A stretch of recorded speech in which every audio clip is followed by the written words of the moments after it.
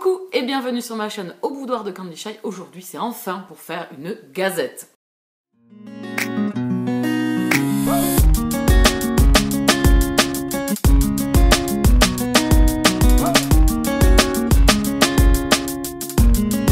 Me voilà reviendue pour faire des gazettes, pour rendre enfin des chroniques. Je suis navrée, je suis énormément à la bourre.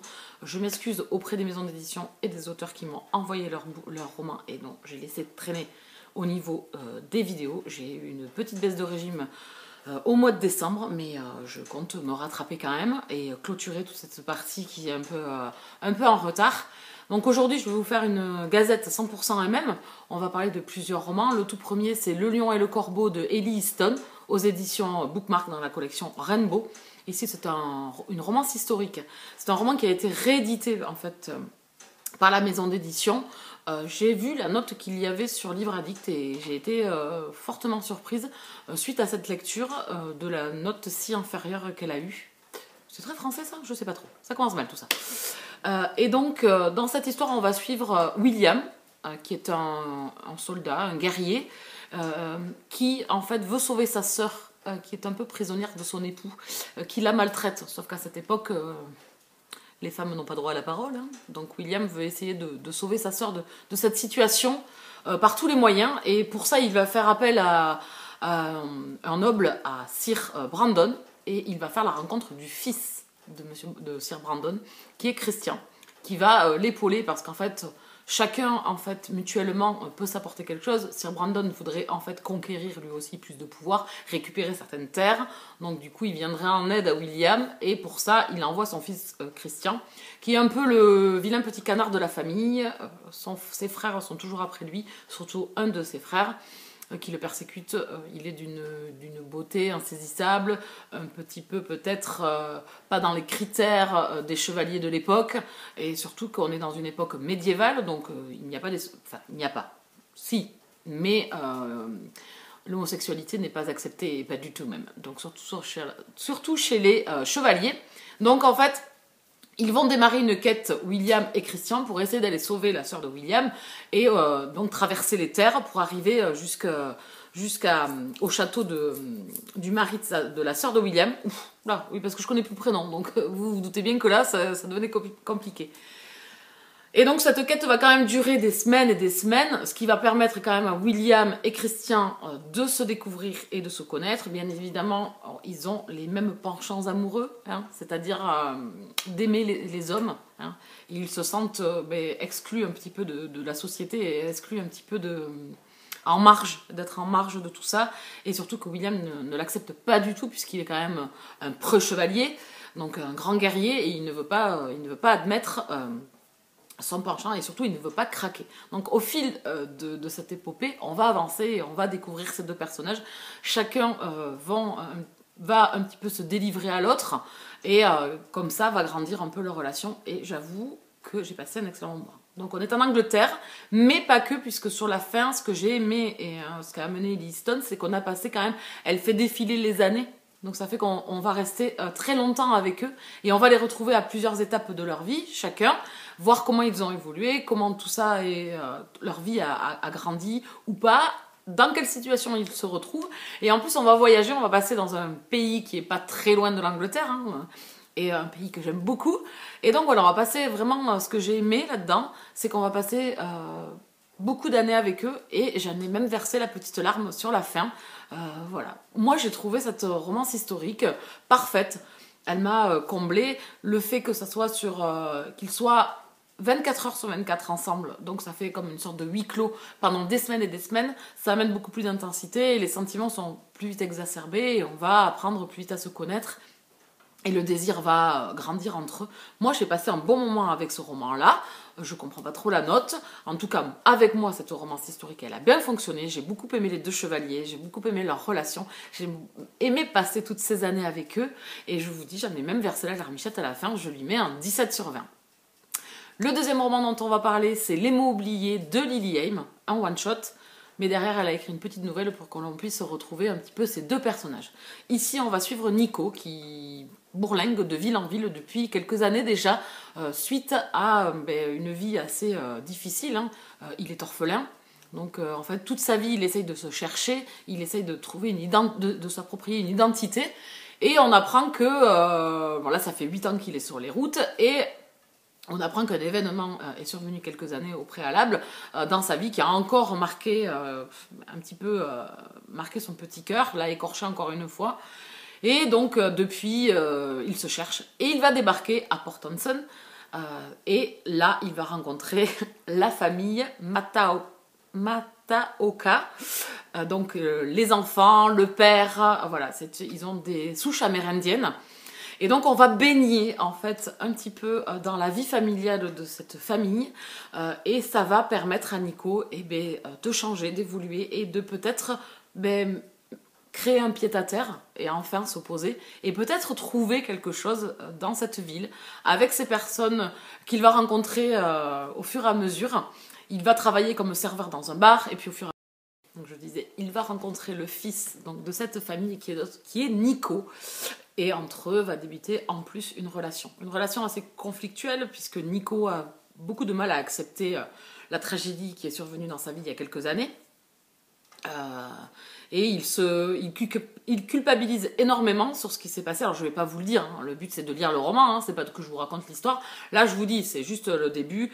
Il atterrit dans une nouvelle ville et il va créer des relations. Et c'est ce que j'ai aimé et ce que j'ai retrouvé dans ce que j'aime et la plume de Lily Yame. Cette plume qui est très poétique et qui vous enivre un petit peu, voilà, qui vous plonge vraiment au cœur de cette famille avec ses racines amérindiennes qui flottent en fait, qui sont pas non plus omniprésentes mais qui flottent, surtout avec le père de Jimmy, donc qui est le personnage masculin du couple Nico-Jimmy. Et vraiment, j'ai passé un excellent moment avec cette lecture. J'ai retrouvé tout ce que j'aime chez Lily Yame. C'est la puissance des émotions et des sentiments qu'elle vous apporte au fil de la lecture avec ces personnages hyper touchants, qu'ils soient les personnages principaux, donc le couple mis en avant, que les personnages secondaires. Encore une fois, elle le fait suivant ce qui fonctionne habituellement avec elle, c'est-à-dire beaucoup de personnages secondaires qui sont la famille, l'amour, l'entraide, et voilà, ce cocon et ce soutien comme une sorte de meute. Voilà, ça m'a fait penser vraiment à une meute parce que même les plus désagréables et bougons, on les trouve attachants, on s'attache à chaque personnage qu'il y a dans ce roman-là. Je me suis attachée à tous les personnages, que l'on aille du grand-père au fils, au petit-fils. Enfin voilà, c'est vraiment un moment, voilà, où vous aussi, vous posez vos valises et vous allez vivre avec cette famille. Et vraiment, j'ai adoré. Donc du coup, j'ai enchaîné là, début janvier, avec L'Oiseau Bleu, qui est une petite nouvelle où vous allez retrouver ces personnages de cette histoire. Et là, par contre, c'est Jimmy qui va vous parler. Voilà, un événement encore est survenu dans leur vie. Voilà, on va passer quelques années en plus avec Jimmy et Nico. Jimmy, en fait, lui est journaliste et Nico, lui, va travailler dans le bar avec la belle-sœur de Jimmy. Donc il y a vraiment une union, quelque chose où ils vont approfondir leur relation, approfondir leur mal-être, parce que Jimmy a vécu aussi des choses quand il était plus jeune qui l'ont marqué, autant psychologiquement que physiquement. Psychologiquement, il a peut-être aussi gardé au fond de lui tout ce mal-être qu'il a pu avoir. Sa famille l'a très très mal vécu. Enfin voilà, il y a vraiment là-dedans aussi un côté un peu psychologique dans le roman. Et il y a tous les critères que j'aime chez Lily Yame. J'ai retrouvé tout l'engouement que j'aime dans ses écrits, autant que dans Les Roses de Cherokee, que dans Un miroir. Voilà, j'avais eu la déception avec le dernier roman qu'elle avait écrit, À chacun de nos souffles, où moi je suis passée totalement à côté parce que je me suis pas du tout imprégnée des personnages principaux de cette histoire. Donc du coup, je suis passée totalement à côté. Tandis que là, j'étais vraiment trop bien dedans et j'ai adoré les personnages de Nico et de Jimmy, qui encore une fois, c'est passionnel, c'est fusionnel. Et voilà, et on est à fond avec eux. Donc je ne peux que vous conseiller ce nouveau roman de Lily Yame. La couverture est sublime, avec cet attrape-rêve, cet oiseau. Voilà, tout a une signification très présente dans le roman. Et je peux vous dire que la touche amérindienne qu'il y a derrière, moi j'ai adoré, hein, forcément. Le père de Jimmy est un personnage fort, haut en couleur. Voilà, on parle d'esprit, on parle d'ouverture, de nature. Voilà, vraiment, ça a été une lecture dépaysante de par ces personnages, de par le lieu où je me suis retrouvée. avec ces gens qui ont le cœur sur la main, qui vous acceptent et qui vous ouvrent les bras. Vraiment, j'ai eu un sentiment de bien-être avec ces personnages. Je ne peux que vous le conseiller. J'ai adoré ma lecture. Je lui mets un 19 sur 20. Et le dernier roman dont on va parler, c'est Les Oubliés de la Grande Place de Cynthia Orin, aux éditions Bookmark toujours, dans la collection Rainbow. Ici, on va se retrouver avec Lucky, un jeune homme de 23 ans qui va se retrouver à la rue du jour au lendemain. Il va devenir SDF et il va trouver des amis ou des gens dans la même situation que lui sur une place dans une ville. Et à partir de là, on va suivre ces personnages. Alors ce que j'ai aimé dans ce roman-là, c'est qu'on sort des sentiers battus un tout petit peu. Lucky, en fait, est homosexuel et il s'est fait foutre dehors par ses parents. Et à partir de là, il va essayer, grâce à sa naïveté et à son caractère hyper fort, alors, Lucky ne va pas plaire à tout le monde. C'est un personnage qui peut être fort désagréable par moments, qui est vraiment brut de décoffrage. Voilà, il faut le prendre... ou on le prend comme il est, ou pas du tout. Et moi, c'est un personnage qui m'a beaucoup plu parce qu'il sort des sentiers battus. Et en fait... Comment dire, ce mal-être qu'il a au fond de lui et cette colère qu'il a au fond de lui et le fait que les gens ne l'acceptent pas comme il est, c'est pas le fait qu'il soit dehors et SDF. Ce caractère-là, il l'a déjà. Donc en fait, il a un caractère à bien tremper et qui en fait, il ne se sent pas démuni en fait en tant que SDF, pas du tout. Au contraire, il y a comme une sorte de liberté en lui et j'ai vraiment aimé ce personnage qui sort des sentiers battus. Alors, la romance ici est assez spéciale parce qu'ici, on n'a pas de moment trop édulcoré. On n'a pas un personnage qui est dans le besoin de déclarer et de déverser une tonne de sentiments. Il les a au fond de lui et en fait, la rencontre qu'il va faire avec l'autre jeune homme, c'est une rencontre brute parce que ça clash et en même temps... comme une vraie rencontre, une union. Ils n'ont pas besoin en fait d'approfondir tout ça. C'est comme si le sentiment, il était là, il grandissait tout seul sans avoir besoin de s'épancher lourdement. Et Lucky déteste s'épancher. Il déteste qu'on essaye de le modeler, d'essayer de le faire parler, qui s'épanche sur le malheur d'être SDF et que ça c'est pas du tout son truc. Et ce que j'ai aimé, c'est qu'on a un panel de personnages totalement différents dans cette lecture.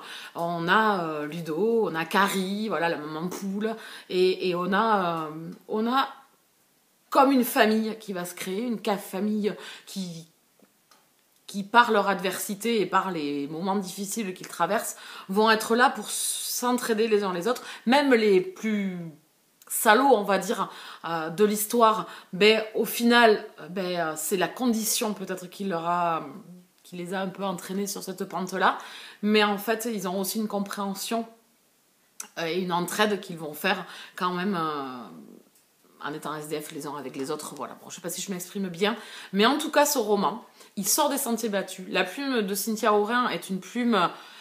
Alors, c'est une plume cash. Voilà. Moi, si je dois dire un mot, alors, c'est une plume cash. C'est une plume brute. C'est une plume qui va dire les choses. Et il n'y a pas de côté édulcoré dans son histoire. Voilà. On est avec des personnes qui sont à la rue. Donc, il n'y a rien. Voilà. Elle n'essaie pas d'enjoliver les choses pour essayer de faire ça, que ça soit beau, que ça soit... Non. En plus, on est à une période difficile. Il fait froid. Donc, c'est un peu comme un conte de Noël. Hein, et j'ai vraiment passé un bon moment par son originalité, par la plume de Cynthia Orin et par ces personnages qui, moi, sortent des sentiers battus et m'ont beaucoup plu. Je pense que c'est des personnages qui ne vont pas plaire à tout le monde parce qu'on n'a pas ce côté épanchement, de multitude d'émotions, mais on a quand même des personnages qui vous touchent de par leurs conditions et de par le fait aussi de ce qui arrive à Lucky de se retrouver hors de chez lui, mis dehors parce qu'il est homosexuel.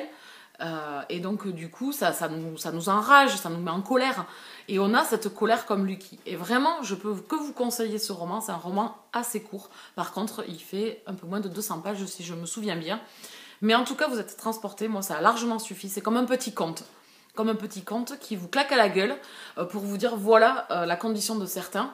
Et moi, ça l'a fait. J'ai été convaincue par ce roman-là. Et pour moi, ça a été une belle révélation, une belle lecture. Je suis contente de l'avoir découvert. C'est la couverture, en fait, qui m'a fait aller vers ce roman-là. Et je ne le regrette pas du tout. Voilà. je lui mets un 18 sur 20. On a fait le tour des romans dont je voulais vous parler, dont j'avais besoin de vous parler, dont je suis en retard pour vous parler. En tout cas, c'est 3 lectures que je ne regrette pas, 3 styles totalement différents, 3 histoires totalement différentes, mais en tout cas qui m'auront fortement plu. Ça conforte, voilà, que j'aime aussi les éditions de Bookmark pour le travail et les histoires que l'on peut nous raconter, nous servir un petit peu. En tout cas, j'espère vous avoir peut-être donné envie de découvrir certains de ces romans. En tout cas, je vous les conseille fortement. En attendant, moi je vous laisse ici. N'hésitez pas à vous abonner sur la chaîne si vous arrivez, à mettre un petit pouce sur la vidéo. Ça fait du bien et ça fait connaître la chaîne surtout. On va pas se voler la face. Et en attendant, moi je vous laisse là et je vous retrouve bientôt dans de prochaines vidéos. Bisous câlins!